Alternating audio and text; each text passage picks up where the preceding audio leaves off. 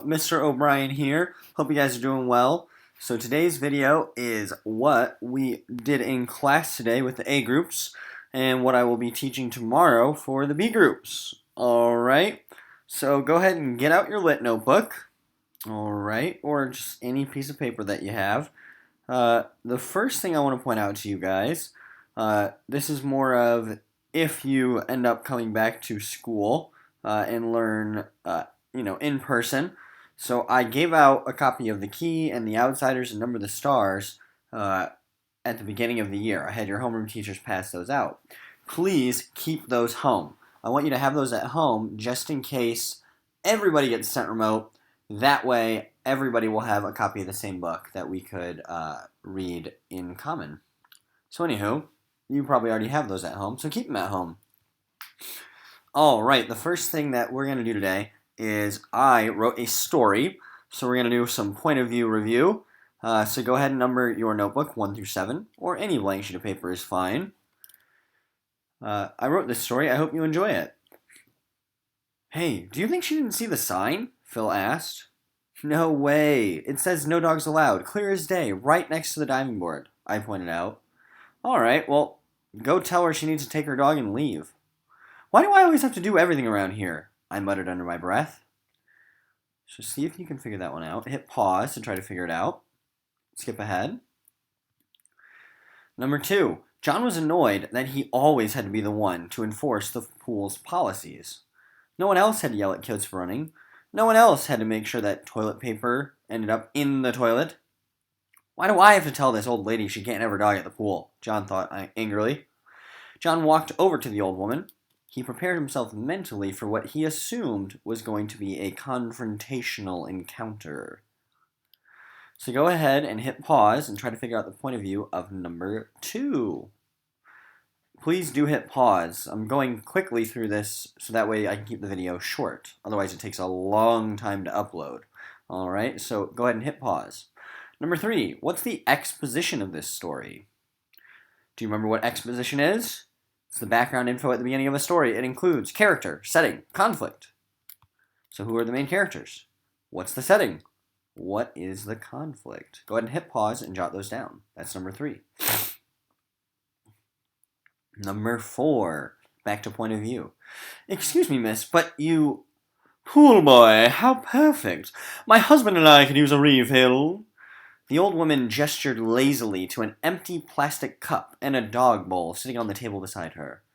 Your husband, did you say? John asked. He was quite confused and getting more and more frustrated by the moment. Yes, my wonderful husband. We would love some sparkling water and perhaps a spot of peanut butter if it's not too much trouble. The old woman smiled. All right, so go ahead and hit pause and jot down what the point of view is. Number 5. I'm sorry, miss, but I cannot serve your husband. I beg your pardon? The woman gasped. Mrs. Dumaurier had never been so insulted in all her life. How dare a pool boy speak down to her in such a way? Why the devil can't you serve him? Because he's a dog. Don't you see the sign? John pointed at the no dogs allowed sign and hoped that this would clear things up. But deep down inside him, he knew this lady was going to be a problem. Go ahead and hit pause and try to figure out the point of view. Alright, who is the protagonist of the story? That is number 6. Go ahead and hit pause and jot down who the protagonist is. Number 7, who is the antagonist of the story? Go ahead and hit pause. Let's start with number 6. Who is the protagonist? The protagonist of the story is the main character, or the hero. The main character of the story is John. Now, the antagonist is the force that opposes the protagonist. So who is annoying John? Who is the force that is working against him? Well, it would be the old lady with the dog, Mrs. Dumaurier. Let's look at the point of view for number 5. So when I ask what is the point of view, what I'm really asking is who is telling the story, right? Is it an I or is it a narrator? So the first thing you should ask yourself, is there an I that says I did this, I did that, I said this? And the answer here is no. So it's told by a narrator, so it must be third person. But there are two types of third person. So we ask ourselves first, is it an I telling the story or is it a narrator? And then we ask ourselves, well, if it is a narrator, do I hear one character's thoughts or multiple? And in this case, you hear multiple. Go ahead and hit pause and see if you can find both characters' thoughts or feelings. Number 4. What is the point of view? Remember our first question? Who's telling the story? Is it an I or a narrator? Is there an I that says, I did this, I did that? I think this, I feel like this, I said this? No, it's a narrator. So then we ask, how many characters' thoughts do we hear? And in this case, we only hear 1. So it must be third limited. Number 3. First question. Oh, no, sorry, exposition. Who is the main character? John. What's the setting? The pool.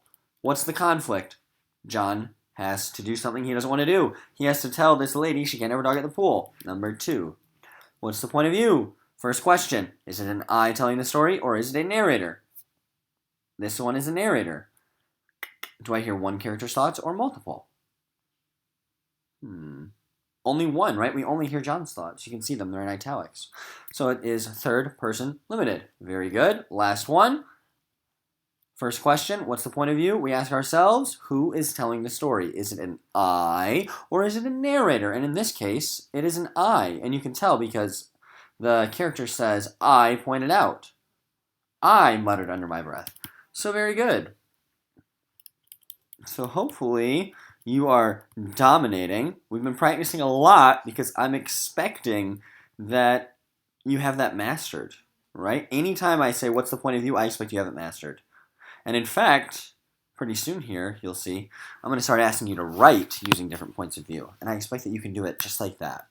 So homework that's due Friday for the A groups is you got to have your book at the beginning of class. For the B groups, you got to have your book by Monday because, that's when I will see the B group. All right? So those of you who are at home, you're probably the ones watching this video. Make sure that you go to the library with mom or dad, or maybe you have a book at home. But anyway, you need a book at home that you want to read. All right?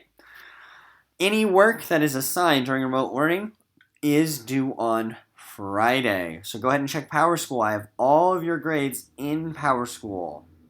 All right? And if I have a mistake, well, please let me know. All right? So check Power School. So I want you to go back to your someday book list. So this is at the very back of your notebook. This is what we did on Monday for the A groups and Tuesday for the B groups. All right, we're going to keep adding to our list of someday books. The first book I want to talk to you about is The City of Ember. It's very similar to The Giver, if you have read The Giver. It's about a society that lives underground, and young adults, when they turn 13, are assigned a job, much like The Giver. And here's what's kind of going on in this city. They live underground and the power keeps going out. Their generator is failing. So the main characters have to save their entire society. It's a big problem. Michael Vey, I loved this book. It's a whole series. It's about a bunch of kids who are born at the same hospital on the same day, and they all have weird superpowers. Michael Vey is one of those people who has superpowers, and he's not really sure what to make of his power, but all he knows is that when he gets really upset, people get electrocuted. So I won't say anything more than that. It is an awesome, action-packed book. Roll Thunder, Hear My Cry is about the South after the Civil War. African Americans are free, but they're still treated like slaves in many ways. They work on the same farms for the most part. They weren't allowed to vote, and if they did try to vote, they were threatened by the Ku Klux Klan. So it's a lot about race, and it's about the troubled history of America. Highly recommend. This is the best thing that I read last year. The Renegades series is super exciting. So the story is set in the future. There's an apocalyptic event, which I won't tell you about. And the world, society, is being rebuilt by the superheroes who say that they are, doing everything in the best interest of humanity. And they might be. But some superheroes disagree, and they don't like how those other heroes are the good heroes are called the renegades. They don't like how the renegades are recreating society. So there's a conflict there. The two main characters, you can see their image in the book title for Renegades, they are lying to each other the whole book. They're pretending to be somebody that they're not. So you're constantly going back and forth and wondering, ooh, is this character going to find out finally? This is the kind of series where you finish one book and you're just begging for the next one. There is a what moment for sure.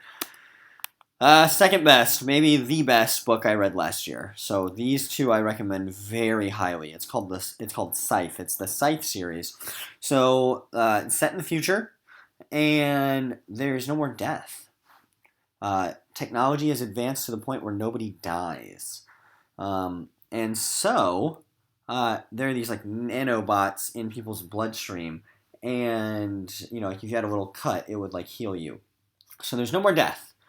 But because there's no more death, society has decided that there should be a race of scythes who decide who lives and dies. There's a lot more to it than that. This is, again, these are just unbelievable books, so action-packed, have you on the edge of your seat. I cannot recommend these enough. They are nuts. Same author, different book, totally different book. It's about a young man who is kind of losing his mind. And the more that he loses his grip on reality, the more he imagines himself as like being on a submarine. It's a very interesting book, very thought-provoking, and eye-opening. Chances are you will meet someone or know someone, maybe even yourself, will struggle with mental illness. So this book is a lot about mental illness. Oh, the Unwind series, action-packed. I love all of Neil Shusterman's work, okay? His books are so good. So, in Unwind, abortion is now illegal. But the compromise that was made was abortion is illegal, but your parents can decide to unwind you on your 13th birthday. And unwinding is basically they harvest the child's organs. So, you can imagine if you were a child, how you would feel if your parents chose to unwind you, okay? So the book is all about a bunch of teenagers who don't think that that is very fair, because it doesn't sound very fair, does it? Pax, oh my gosh, this book is awesome. It's told from the point of view of a fox, and also from the point of view of the boy that brings the fox in and raises him. It's very realistic. So when the fox is telling the story, it struck me. I was like, wow, that is probably exactly what a fox would think. There's a little bit about family in this book. There's a little bit about war. It is awesome. Belly Up. Love this series. Belly Up is all about Teddy Fitzroy. Him and his family, they move to a giant zoo in Texas, and they get there. Teddy's parents are zoologists. They work at the zoo. And Teddy, he discovers that, well, I guess everybody discovers, that a hippo dies. And they say that it's an accident, but Teddy believes it's a murder. So it's a murder mystery, but for a hippo. Stuart Gibbs is hilarious, and it's a whole series. I've read all of this series. That's how good they are. All right. This is another Stuart Gibbs, so you know it's funny. He is just absolutely hilarious. Space Case is about a boy whose family, they go to the moon. They're one of the first families to live and work on the moon. They're astronauts. But someone dies up on Moonbase Alpha. They say it's an accident, but the main character is not convinced. So it's a murder mystery on the moon. Same author, different type of book. Very funny. Again, all of Stuart Gibbs' books are hilarious. Basically, it's about a boy who goes to a spy school, and he doesn't belong there, and he knows he doesn't belong. The school is for people who are really, really smart, and the boy is just kind of average. But maybe he's just the right person to solve a crime that happens at the school. Insignificant events in the life of a cactus. All right. So, this story is about a girl who has no arms. It's a story about friendship. It's a story about disability. And it is actually, it's a mystery, but you don't realize it's a mystery until the very end. And yeah, it's a fabulous book about never giving up. It's a book about a girl whose family picks up everything and moves to Arizona. And they buy an amusement park. So it's super interesting. Again, if any of these books even sound remotely interesting, jot down their title. What's His Face by Gordon Corman is about a kid who nobody can remember his name. That's why they call him What's His Face. He gets a brand new phone, and the phone starts talking to him. He freaks out. He turns it off. He throws it. It turns back on all on its own and says, "Why dost thou do this?" And the phone talks to him like a character from Shakespeare. It's very interesting. Marcus Vega doesn't speak Spanish. Here we go. Marcus Vega, he's in high school. He keeps getting in trouble. And it's not even really his fault. He's just standing up for his brother. His brother has autism, and his brother keeps getting picked on, so he stands up for his brother. But Marcus Vega is the one who gets in trouble, not the bullies. Anywho, Marcus Vega's father moved out when he was very young, so it is a story about fatherhood. It's a story about travel because Marcus will end up traveling to San Juan to visit and confront his father. Fish in a Tree is about a girl who lies to her teachers, doesn't tell her teachers that she cannot read. It's the story of a teacher who realizes that this girl cannot read, and his attempt to help her to learn to read. Oh, this book is awesome. Okay, so it's about this boy who goes to school at this public school, and he loves basketball. He wants to play in college, and he knows that's his ticket to get out of his neighborhood. His neighborhood is a little bit dangerous, and he wants to rise out of the poverty of his neighborhood. But in order to go to the college of his dreams, he needs to get noticed.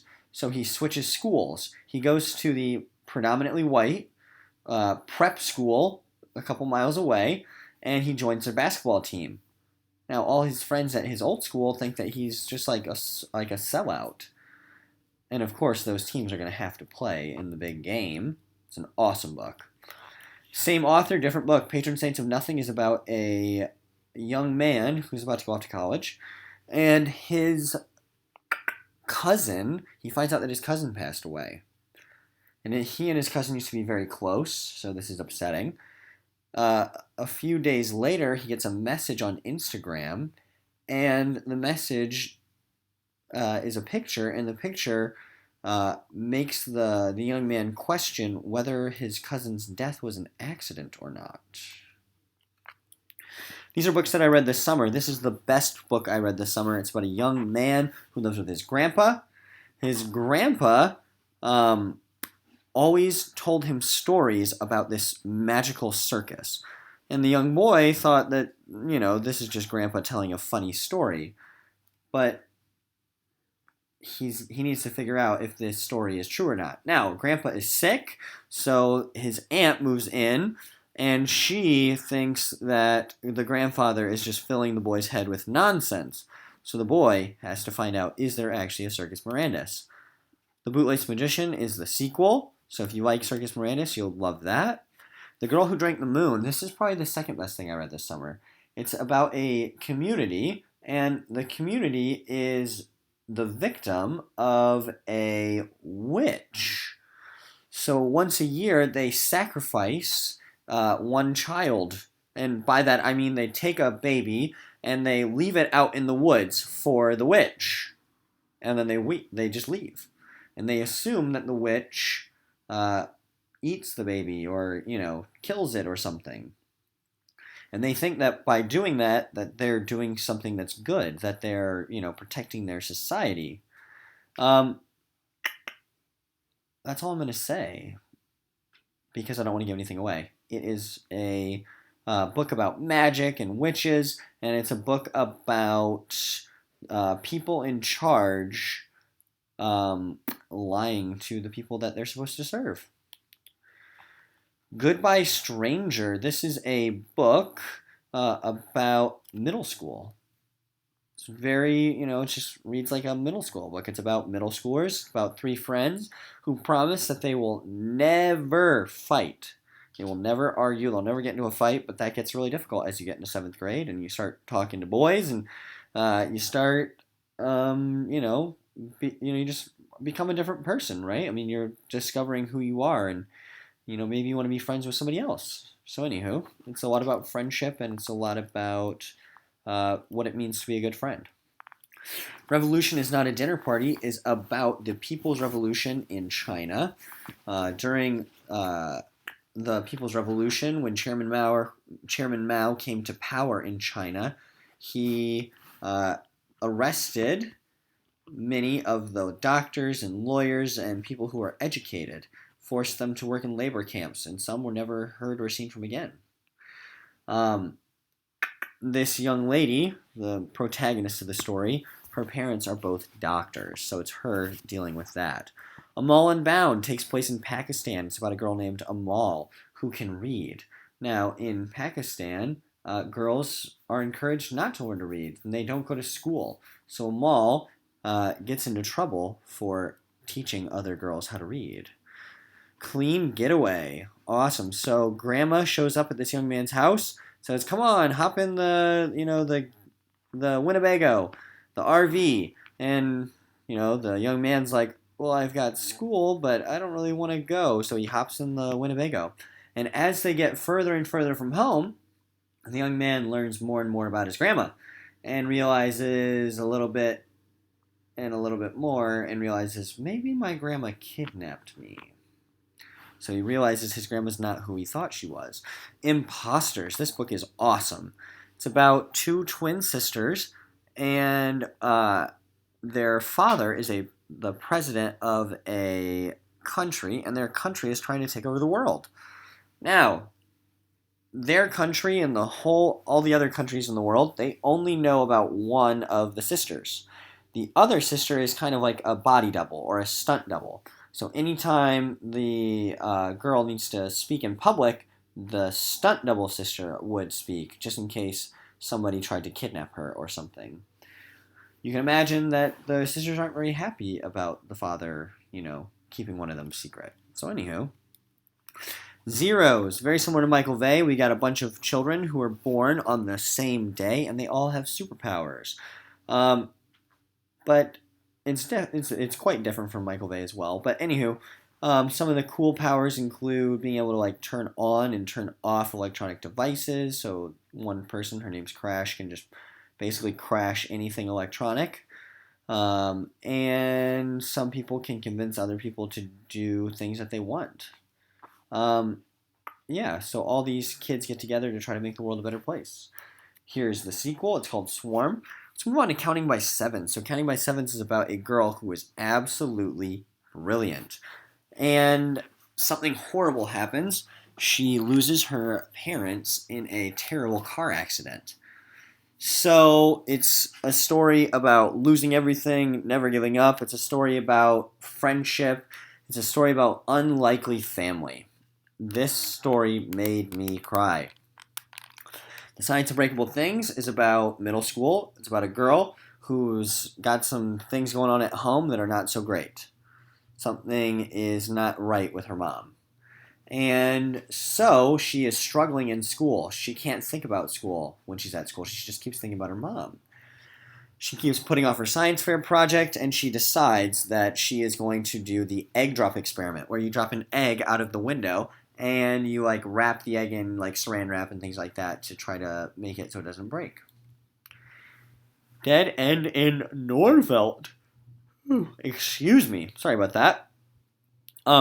Dead End in Norvelt is about a community called Norvelt. And the original founders of this community, they worked together. They shared food, they shared crops, they worked together to build their houses. Well, those original members, they still live in town, and their kids live in town. Some have moved on. But interestingly enough, a lot of the people that live in Norvelt keep passing away. So it seems like something odd is going on. Milani of the Distant Sea is a lot like Moana. That's how I would describe it. It takes place in the Pacific, on some islands. It's kind of magical. It is a very interesting book. We Dream of Space, same author, different book. Middle schoolers in the 1980s during the space race when we were trying to make it. Well, I guess it's not really the space race. But anywho, when the United States was trying to put a man on the moon. Hello, Universe, by the same author as these two. She is a fabulous author. This story is very satisfying because it's a lot of different stories that all come together in the end. So if you like how, if you like reading and trying to figure out how a story fits together, this book is for you. Blended is about a girl whose parents get a divorce. Her mom is white and her dad is African American. Her dad gets remarried and her mom does not. And so it's a lot about family and dealing with, new challenges, dealing with new problems. And yeah, it's a fabulous book. The Breadwinner. This is an interesting one. So this story takes place in... I want to say it takes place in Afghanistan. It might be Pakistan. Anywho, the main character, her father gets arrested for speaking out against the government. And in this society, girls are not allowed to work. Women are not allowed to work. So their father is arrested. They don't have any money anymore. So this girl, she's young enough that she can pretend to be a boy. So she hides her hair and she goes and works at selling things in the market. So it's about not giving up. And it's quite frustrating, to be honest. I can't imagine living in a world like that. Wish Tree is a story told from the point of view of a tree. And the conflict is they're going to try to cut the tree down.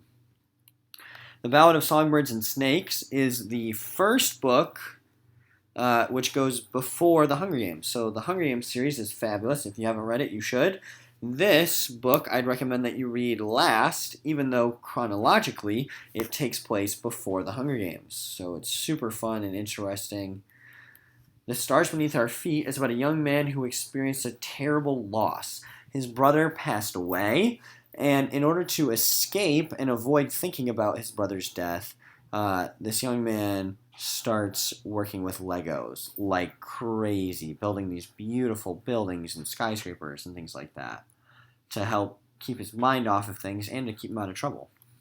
Refugee, cannot recommend this book enough. Anything by Alan Gratz is awesome. So Refugee is 3 characters, different time periods. One is in Syria right now. There's a civil war going on in Syria. The other point of view is in Nazi Germany. We've got refugees who are they're Jewish, they're trying to escape the Nazis and Hitler. And then the last refugees are trying to leave Fidel Castro in Cuba. So all of them are refugees, and they have similar and also very different stories and different challenges. Rebel is the first book. No, it's not. It's the 4th book now, actually, in the Legend series. So if you're reading Legend, just know I have the next book in the series.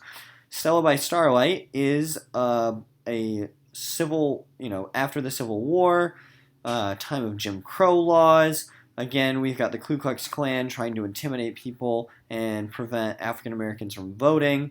And so it's a lot about race and the troubled history of America. Let's play another game. So I am going to put up a excerpt. You're going to tell me the point of view. But those of you at home, I want you to hit pause right now, and I want you to practice reading this out loud. You can't get better at reading unless you do it. So read it out loud. Go.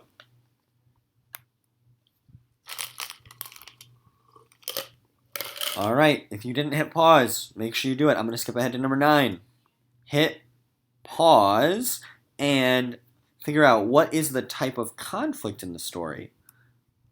Is it person versus person versus self, or person versus society? Hit pause and answer number 9. Number 10. Hit pause and read this out loud. Read it out loud and figure out the point of view. Go. All right, I'm going to move on. Number 11. Hit pause. Read it out loud. Go.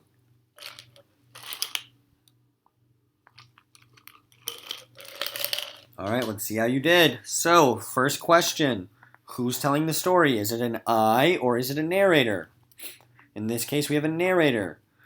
And do we hear one character's thoughts or do we hear multiple? We hear multiple. So this would be omniscient, third person omniscient. Let's look at number 10. First question. Is it an I telling the story or is it a narrator? This one is an I, so it would be first person. What type of conflict? I would say person versus person because we have Mrs. Du Maurier, who is annoying John. John's problem is Mrs. Du Maurier brought her dog to the pool and won't take her dog and leave. Number 8, what is the point of view? First question, is it an I telling the story or is it a narrator? It's a narrator. So then our second question is, do we hear one character's thoughts or multiple? I think we only hear one character's thoughts. No, I see John felt and she hoped. So this must be omniscient. So there you go, third person omniscient, because we hear more than one character's thoughts. All right, very good. So remember, homework due Friday. For the A groups, your homework is to have a book. For the B groups, by Monday, you got to have a book. So for Friday, A groups, for Monday, B groups. Now, this is the last thing that we did in class today. All right, so I want you to open your notebook to your draft of your first person. Okay, and I want you to go to the next page. At the very top of that page, I want you to write summer break. And I want you to write third person omniscient up at the top. So just go to the next page in your notebook and write summer break, third person omniscient. Here is the challenge. I want you to pick the funniest, craziest, weirdest, saddest, happiest. Pick something awesome or not awesome or anything that happened this summer. Okay? And I want you to tell me about it using the third person omniscient point of view. All right? You do not have to tell me the whole story. Okay? Obviously, the more writing you do, the better you're going to get at writing. But those of you at home, I need to see that you are able to write a story using third person omniscient. So at the very least, your story must do that. You are not writing in the first person. You are writing in the third person omniscient, which is going to be tricky. So you're not going to say, the craziest thing that happened to me this summer is I went. Why aren't you going to do that? Because if the I is telling the story, would it be third person? No, it would be first person. So, I would like you to do this in your notebook, and then I would like you to submit a picture of it. However, if it's easier for you, because you guys are remote, if it is easier for you, you can type this out and submit that. So I'm going to let you decide, okay? So it's totally up to you if you want to type it out or if you want to do it in your notebook. Whatever is easiest for you. All right? Thank you so much for working hard at home. I miss you guys terribly. Please email me at any time. If you are confused, you need help, please email me at jobrien@smcathedral.org. I love you guys. I hope you guys are doing fabulous. Catch you later.